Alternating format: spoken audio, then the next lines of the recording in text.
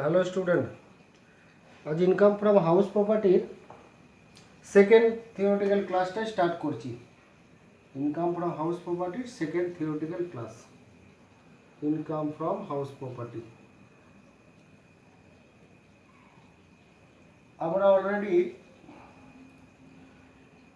Already house বলতে কি বুঝে গেছিলাম। আন্ডার সেকশন 22-তে আমরা জানি হাউস বলতে লিগ্যাল হাউস, যে লিগ্যাল অনার, যার নামে কাগজপত্র আছে তাকে হাউস বলবো। নাম্বার 2-এ ইজারা নিয়ে বা লিজ নিয়ে যে জমির উপর ঘরটা হয়, অর্থাৎ বলতে চাইছি যে ঘরটার মালিক আর জমিটার মালিক দুটোই হতে হবে, এর কোনো মানে নেই। তুমি যদি ঘরটার মালিক হও, জমিটার মালিক নাও হও, তবুও হবে, তবুও তুমি মালিক বলে বিবেচিত হবে, তাই না?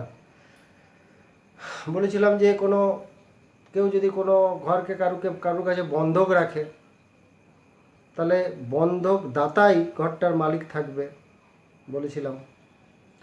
কোনো যদি ঘর তুমি 12 বছর বা তার বেশি সময়ের জন্য ভাড়া দাও, তাহলে যাকে ভাড়া দিয়েছো সে ডিমড অনার হয়ে যাবে। পরে এটা নিয়ে আজকে কথা বলবো। কিন্তু 12 বছরের কম দিলে তাহলে তুমি মালিক থাকবে, ঠিক না? আচ্ছা, তারপরে বলেছিলাম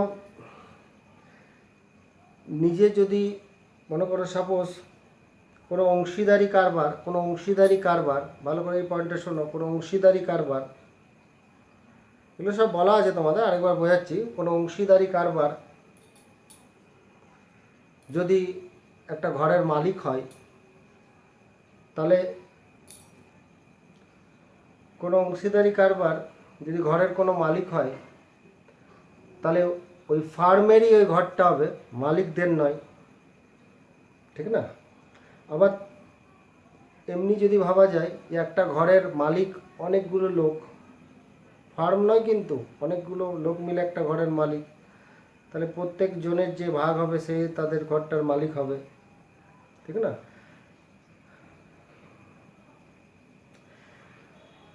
ঘরটার মালিক পূর্ববর্তী বছরে তুমি যদি নাও থাকো, আগে যদি থেকে থাকো, তবুও তুমি ঘরটার মালিক হবে।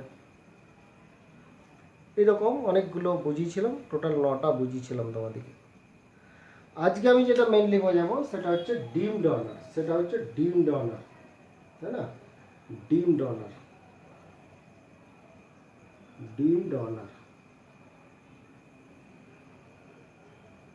এটা বোঝাতে চাইছি আজকে।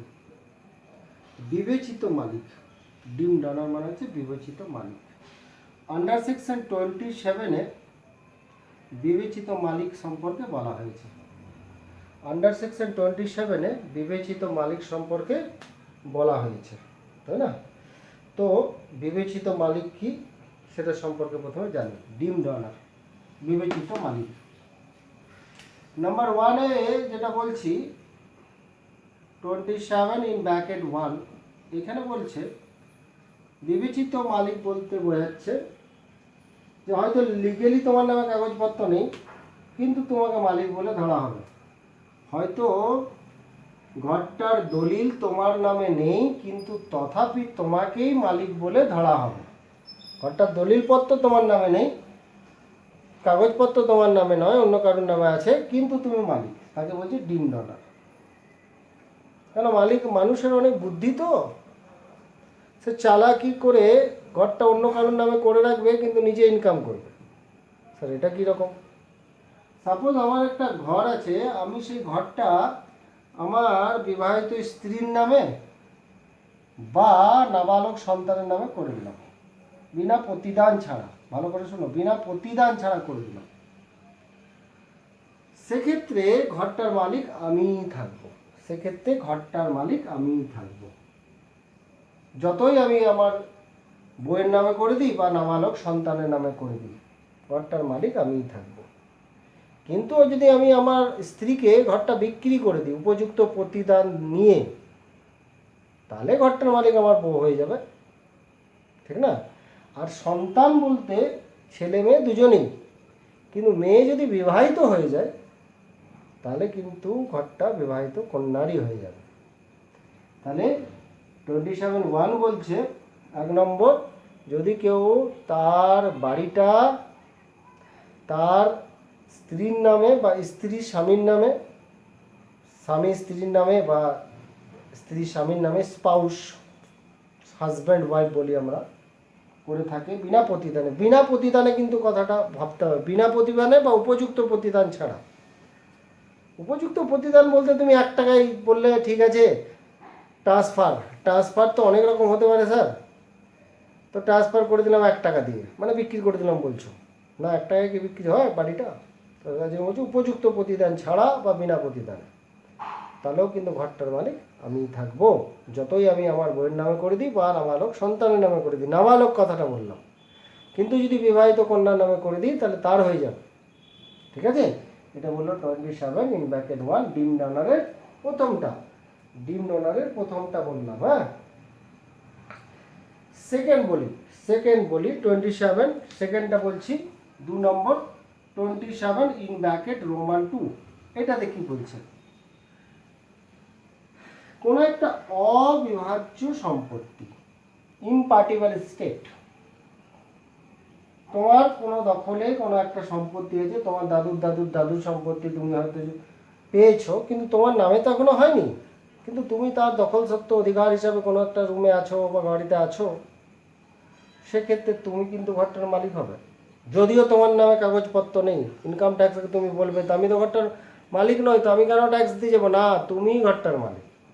কেন? ঘরটার পার্টিশন হয়নি, কিন্তু তুমি কোনো একটা অংশ ভোগ করছো, সেক্ষেত্রে তুমি ঘরটার মালিক।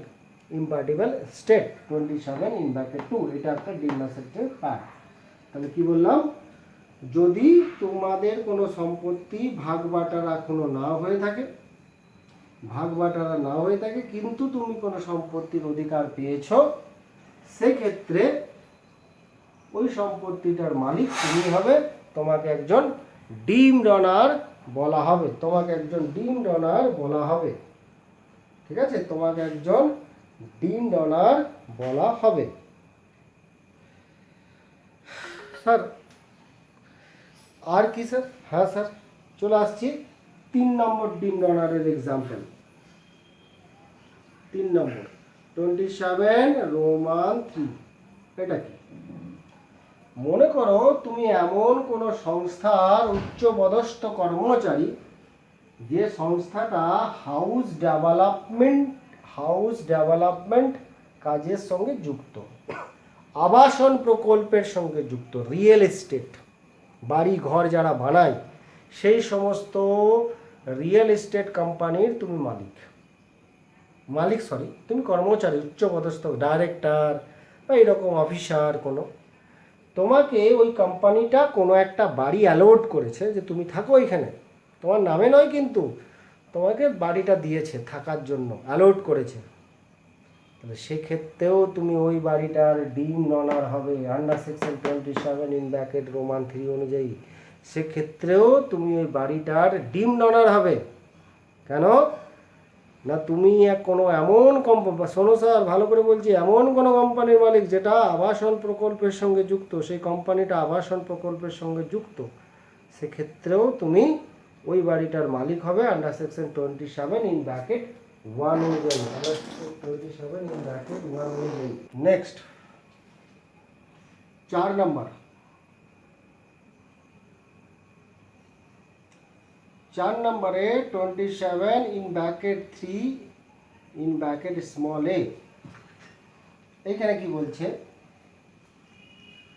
1882 সালের হস্তান্তর আইন অনুযায়ী আন্ডার সেকশন 53A তে বলছে,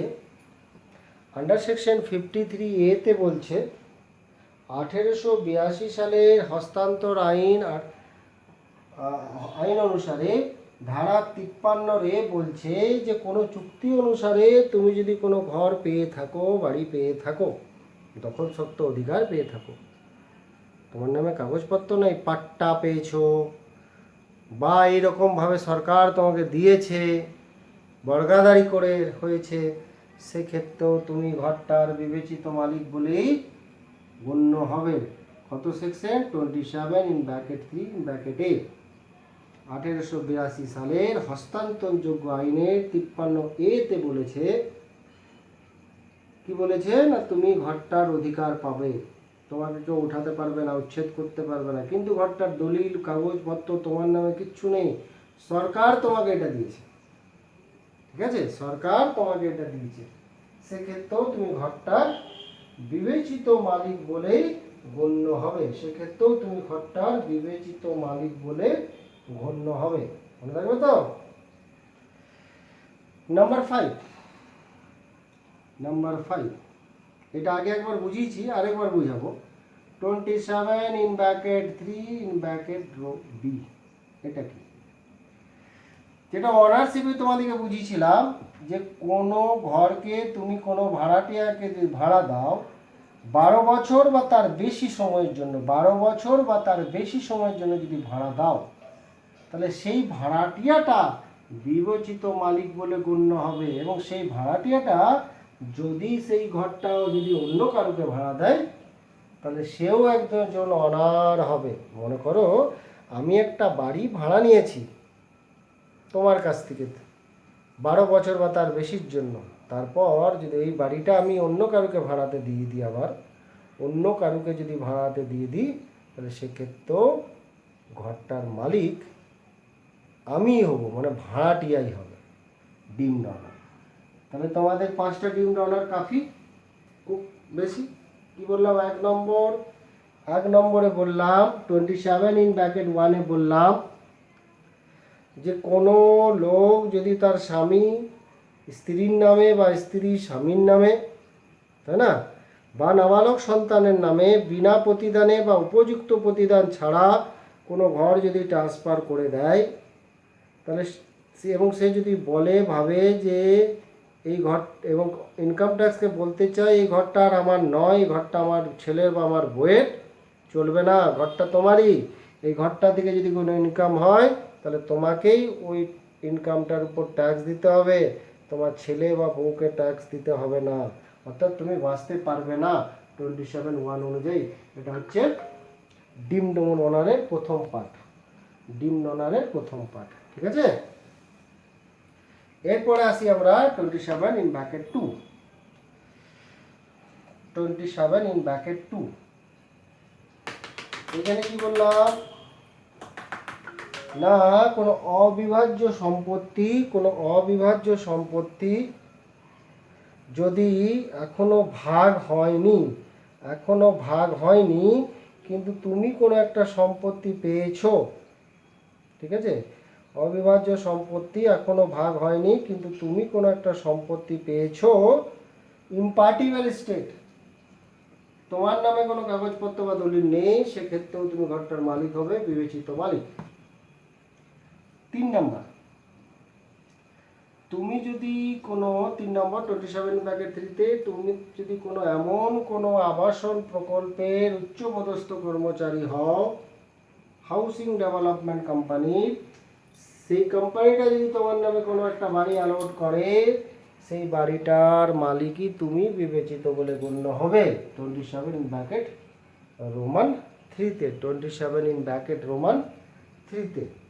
ঠিক আছে, 1882 সালের হস্তান্তর আইন অনুযায়ী 53A-তে বলেছে যে সরকার তোমাকে কোনো ঘর দিতে পারে, কিন্তু দলিল বা কাগজপত্র নাই, যাকে আমরা গোদা বাংলায় পাট্টা পেয়েছি বা বর্গাদারি হয়েছে, এরকম নিয়ম।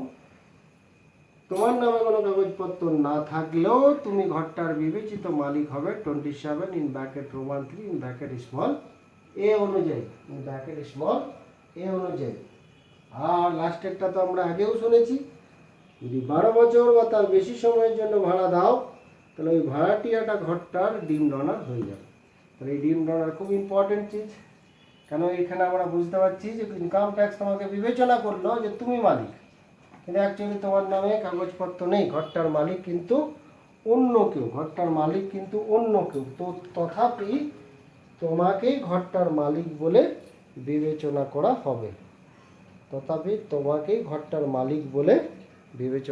হবে।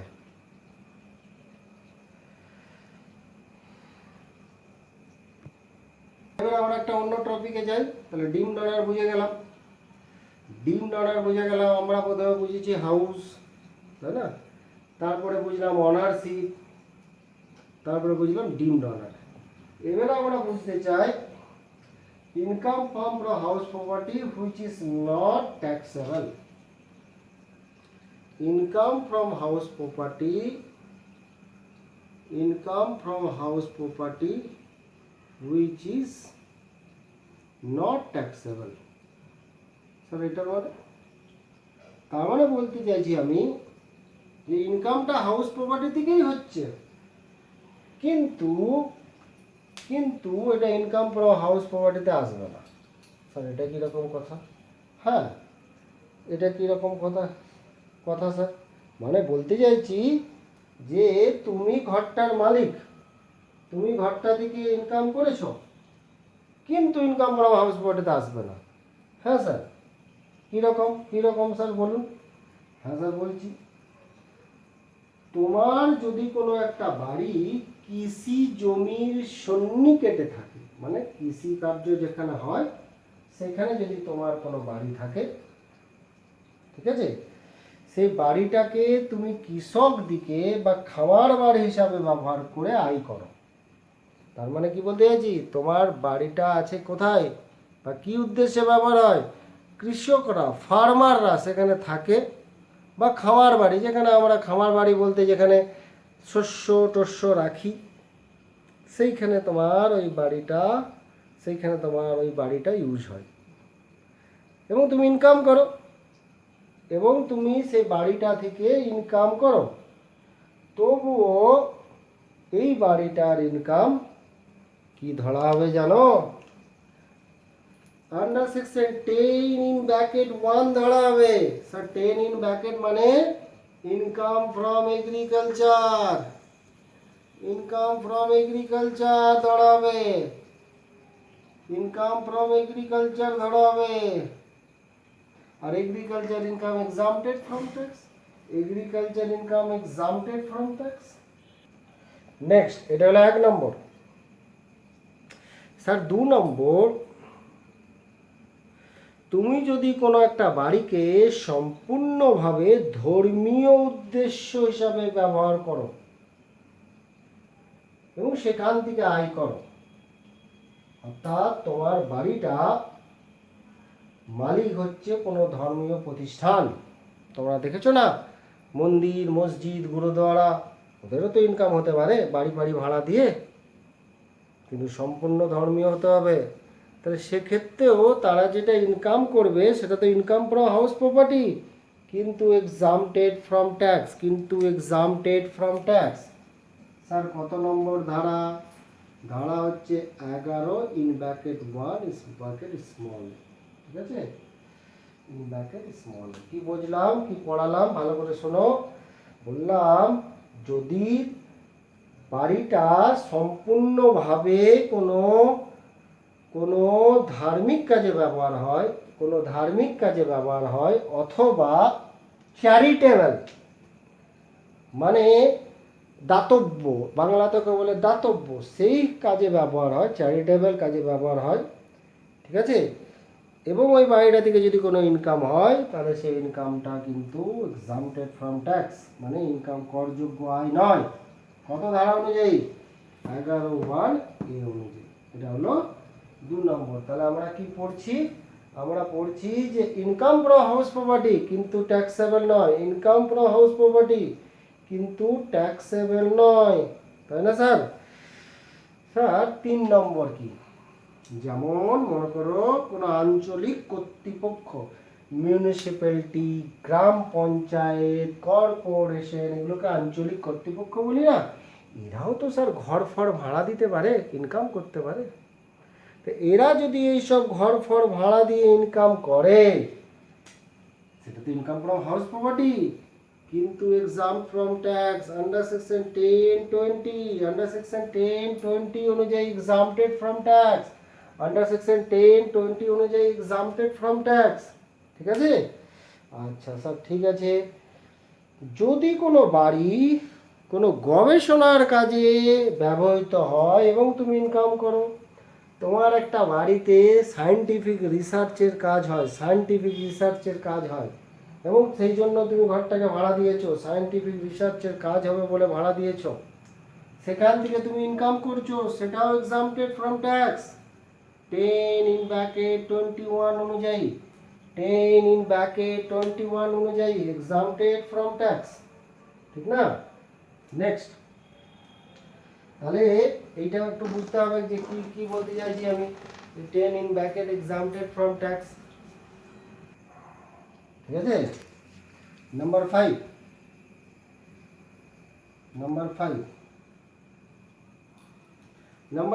তোমার বাড়িটা যদি কোনো শিক্ষা প্রতিষ্ঠান বা ধর্মীয় কাজে ব্যবহৃত হয়,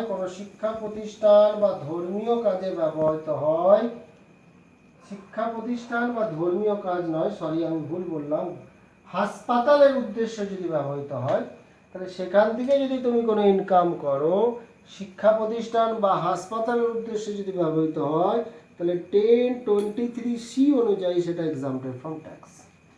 1023C অনুযায়ী সেটা এক্সাম্পটেড ফ্রম ট্যাক্স। অর্থাৎ কোনো বাড়িতে যদি তোমার বাড়িটাতে কোনো স্কুল হয় বা যে কোনো শিক্ষা প্রতিষ্ঠানের কাজ হয় বা কোনো হাসপাতাল হয়েছে, সেই বাড়িটা থেকে যদি কোনো ইনকাম করো, সেটা exempted from tax 23 in bracket C অনুযায়ী, 23 ইন ব্র্যাকেট সি অনুযায়ী, ঠিক না? আচ্ছা স্যার,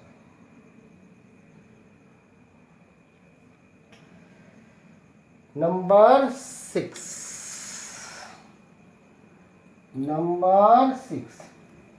স্যার কোনো রেজিস্টার্ড ট্রেড ইউনিয়ন যদি কোনো ইনকাম করে, কোনো রেজিস্টার্ড ট্রেড ইউনিয়ন, শ্রমিক সংগঠন যেমন সিটু, আইএনটিসি, ওই রকম শ্রমিক সংগঠনগুলো আছে না, তোমরা দেখো না মাঝে মাঝে এরা সব স্ট্রাইক করে, শ্রমিকদের জন্য লড়ে, ফাইট করে, তাই না?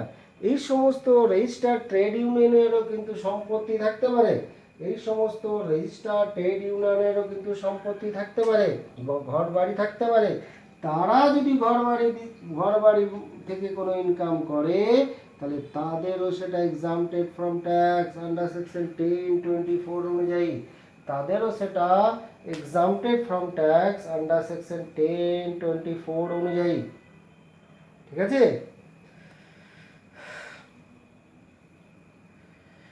যদি কোনো গ্রামীণ শিল্প পর্ষদের গৃহ সম্পত্তি থেকে আয় হয়, যেমন খাদি, এগুলো গ্রামীণ শিল্প না, খাদি বস্ত্র শিল্প, এরা যদি ঘর বাড়ি থেকে কোনো রকমের কোনো কিছু ইনকাম করে, তাহলে তাদের ইনকামটাও exempted from tax under section 1023BB, ঠিক আছে? 1023BB। স্যার এই সেকশনগুলোকে না একটু মনে রাখার চেষ্টা করবে, যদি পরীক্ষাতে লিখতে পারো তাহলে খুব ভালো, কিন্তু কোনো ভুল লিখো না। স্যার কোনো যদি পলিটিক্যাল পার্টি, রাজনৈতিক দলের কোনো বাড়ি ফাড়ি থাকে এবং তারা যদি সেটার থেকে কোনো ইনকাম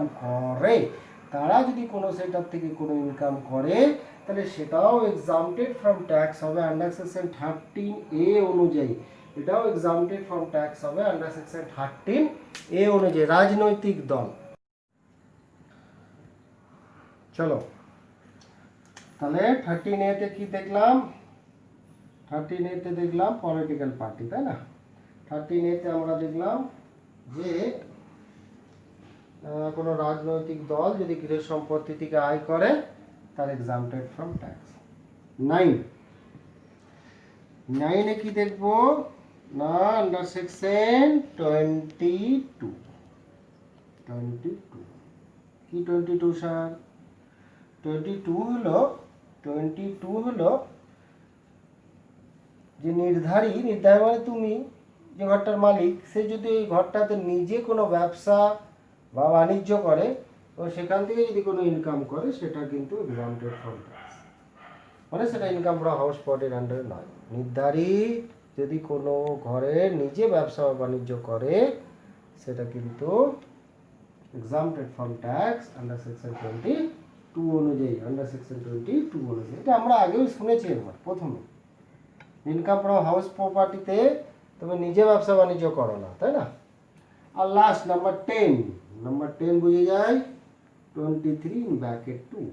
স্যার কি, তুমি যদি ঘরটাতে নিজে থাকো, নিজে বসবাস করো, সেক্ষেত্রে তো তোমার কিছু ইনকাম হবে না, তাহলে সেটাও ইনকাম ফ্রম হাউস প্রপার্টি থেকে এক্সাম্পটেড। তাহলে 10টা শিখলাম sir. 1 2 10 in bracket 1, 10 11 in bracket 1 in bracket small A, তাই না স্যার?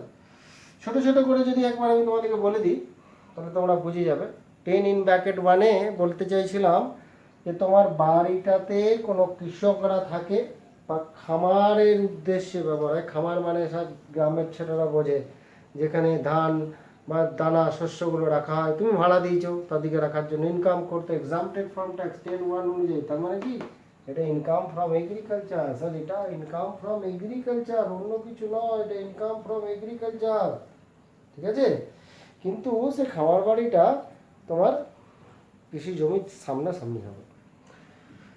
11 ইন ব্র্যাকেট 1 এতে কি না, তোমার বাড়িটা সম্পূর্ণ কোনো ধর্মীয় বা দাতব্যভাবে ব্যবহৃত হয়, তো সেখান থেকে যদি তুমি ঘরটা থেকে কোনো ইনকাম করো সেটাও এক্সাম্পটেড হবে। 10 ইন ব্র্যাকেট 1 ইন ব্র্যাকেটে ধর্মীয় বা দাতব্যভাবে ইউজ করছো, ঠিক না? 10 in bracket 11 in bracket 1 in bracket small. কোনো মিউনিসিপ্যালিটি, কর্পোরেশন, গ্রাম পঞ্চায়েত, নোটিফাইড এরিয়া, এরা যদি ঘর ভাড়া থেকে কোনো ইনকাম করে এক্সাম্পটেড ফ্রম ট্যাক্স 10(20)। এরা যদি কোনো ঘর থেকে ইনকাম করেন সেটাও তো ইনকাম ফ্রম হাউস প্রপার্টি, কিন্তু এক্সাম্পটেড from tax under section 10 in bracket 20 অনুযায়ী। 10 ইন ব্র্যাকেট 20 অনুযায়ী সেটাও কিন্তু এক্সাম্পটেড ফ্রম ট্যাক্স। তোমার যদি কোনো ঘর কোনো বৈজ্ঞানিক কাজে ব্যবহৃত হয়, তোমার ঘরে সায়েন্টিফিক রিসার্চের কাজ হচ্ছে, সেক্ষেত্রেও সেটা কিন্তু এক্সাম্পটেড ফ্রম ট্যাক্স। সেখান থেকে তুমি ঘরটা থেকে ইনকাম করছো, মানে বৈজ্ঞানিক কাজে ব্যবহৃত হচ্ছে, তুমি ভাড়া দিয়েছো কোনো সায়েন্টিফিক রিসার্চ সেন্টারকে, সেখান থেকে ইনকাম করো, exempted from tax. 10 in bracket 21, 10 in bracket 21 exempted from tax আর 10 ইন ব্র্যাকেট 21, ঠিক না? তাহলে বৈজ্ঞানিক কাজে ব্যবহৃত হলো কিন্তু সেটা এক্সাম্পটেড ফ্রম ট্যাক্স। তারপরে চলে আসছি কোনো ইউনিভার্সিটি, বিশ্ববিদ্যালয়, শিক্ষা প্রতিষ্ঠান, এরা যদি কোনো ঘর ফর থেকে ইনকাম করে সেটাও এক্সাম্পটেড from tax. 10 in bracket 23 10 in bracket 23C।